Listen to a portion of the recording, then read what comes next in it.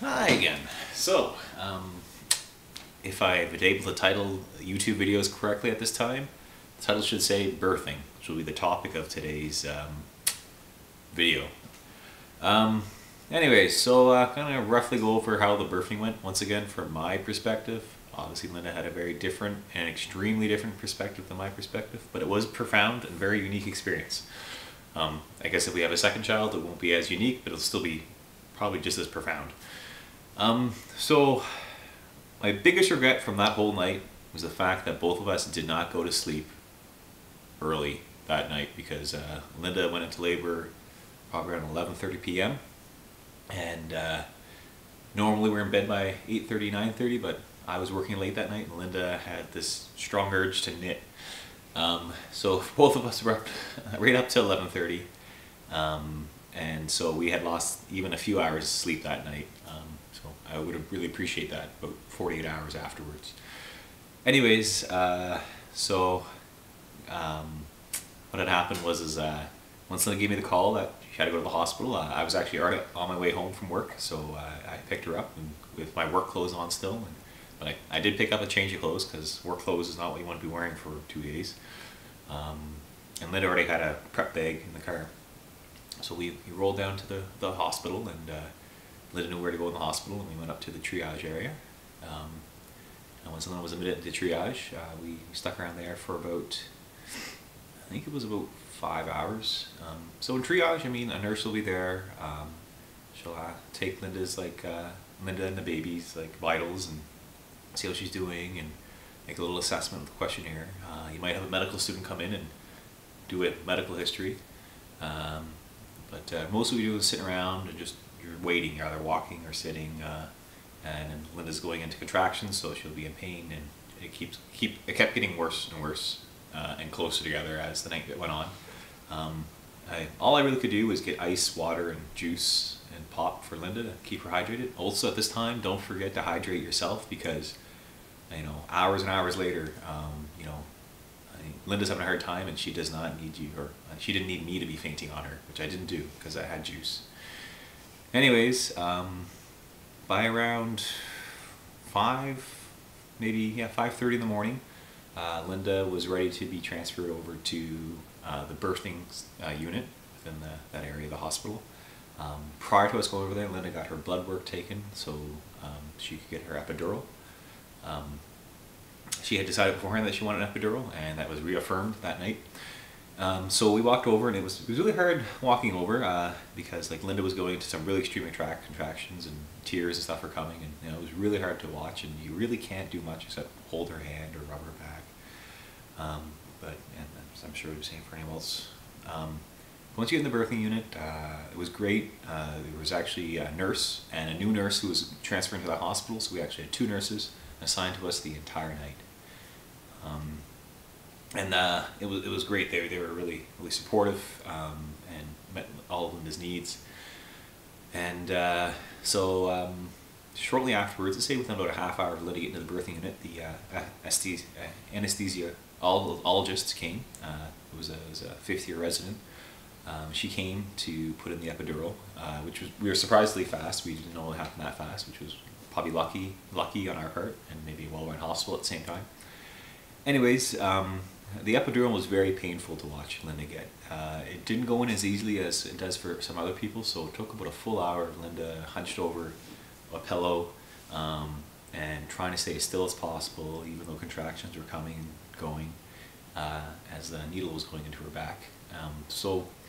And it was painful because it wasn't going in nice. It wasn't painless right away. So that was a long hour, and I didn't even realize how hard my hands were being gripped and how it was feeling on my knees being bent over next to the bed. But when we had to reposition after the final trying the epidural, and the nurse got in to help Linda's back a little bit, I stood up, and my hands were all white, my knees were all white. So the nurse said, "Oh, you got to sit next to the bed next to Linda," and I was like, "I got to stand by the window." And it's kind of funny because the nurse was like, "No, you stay right here," and Linda's like, "No, let him stand," because I probably would have fainted if I just kept pushing myself like that. I know, much harder for Linda, but keep your composure. Anyways, so I was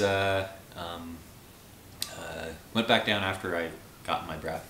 Linda had the epidural in, and it was night and day. After the epidural came in, I mean, Linda could still feel a lot of the pressure. I know it was very uncomfortable, but Linda was able actually to, you know, actually fall asleep shortly after that, which was amazing.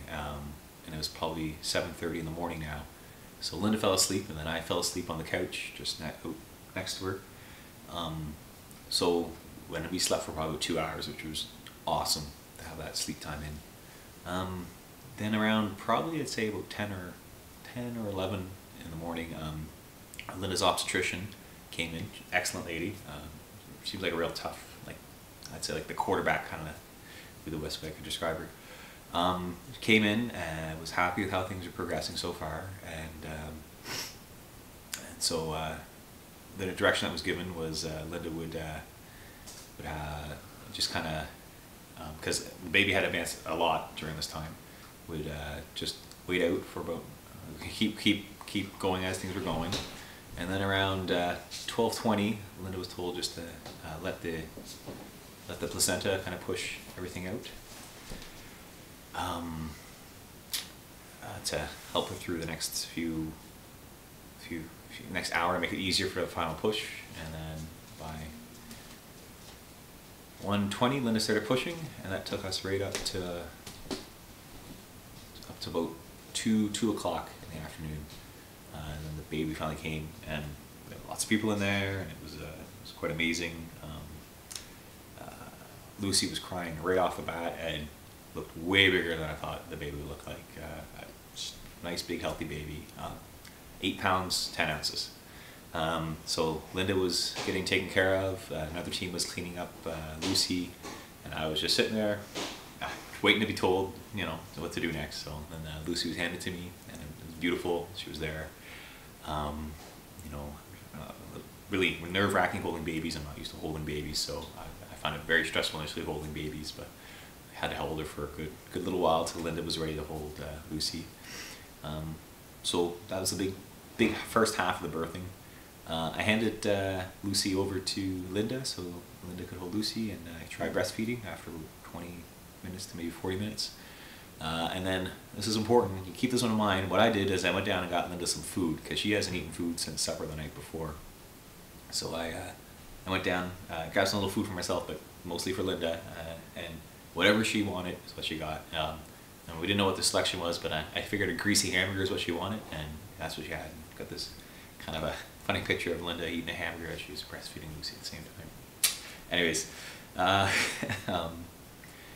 so shortly after that, we were transferred down to the mother-baby unit in the hospital, which was kind of neat. And they actually had like a really uncomfortable IKEA chair that folds out next to the bed down there, so I could like sleep next to Linda throughout the night. And you have to stay there for 24 hours after birth. And the nurses there are really great. You have a little tiny baby crib next to the next to Linda's bed, and they show you how to do everything. They talk about changing diapers, feeding, help Linda about latching off the baby, and you know, as the night was going on, a different nurse would come on shift, and you know, she said, well, you know, if she's a little antsy, I can show you how to do a bath, and like get the bath set up there, and you learn how to do everything, and have checklists of all your different questions that you might have. And it was a really positive experience. These nurses were, I mean, not there all the time, because obviously I had lots of other people that I'd be with at the mother-baby part of the hospital, but it was really good. It was a good time to learn, a good time to ask your questions if you had any questions. If you weren't certain on something, let's see it again, they'd come show you. Like as far as wrapping up Lucy in a burrito, or the blanket to look like a burrito. Really important, awesome to do, and actually I had a lot of practice the first night, and I'm probably better at burrito wrapping babies than Linda is right now. And changing diapers, lots of changing diapers. Linda stay in bed, I changed diapers. So this time we kind of started getting an understanding of routine. So that's kind of like the whole birthing experience from beginning to end from my perspective. We were pretty tired.